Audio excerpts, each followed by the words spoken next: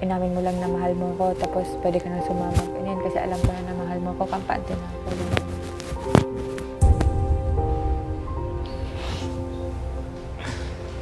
Nag-regret ka na inamin mo dito? Siguro konti. Kasi naging ganito na nga. Si Joshua hiningi ang opinyon ng ibang housemates tungkol sa problema nila ni Jane. Magandang advice para maayos. Ako, for example, aamin ka sa akin, mag-expect ako na mas, kung ano yung ginagawa mo sa akin dati, mas doble na yung mangyayari ngayon. Mas doble na yung effort mo. Pinapakita mo. Kala ko pag umamin ako, Yun na yun. parang mas malalaman niya na gano'n. Alam niya na kahit Parang kampante na gumanto siya. ako ganito, kahit...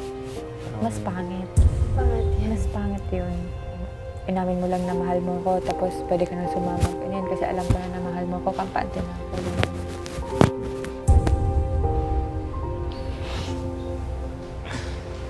Nag-regret ka na inamin mo dito?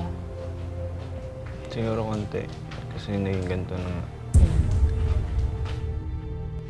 Bukas, kasabay ng pagpasok ni Julian Santos ang mainit na pagpasok ng blockbuster director Kathy Garcia Molina. You don't try to impress me or anybody.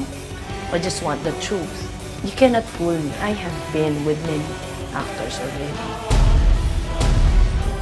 Joshua, tingnan ko kung ubra ka tamara mo sa akin, lagot ka sa akin na.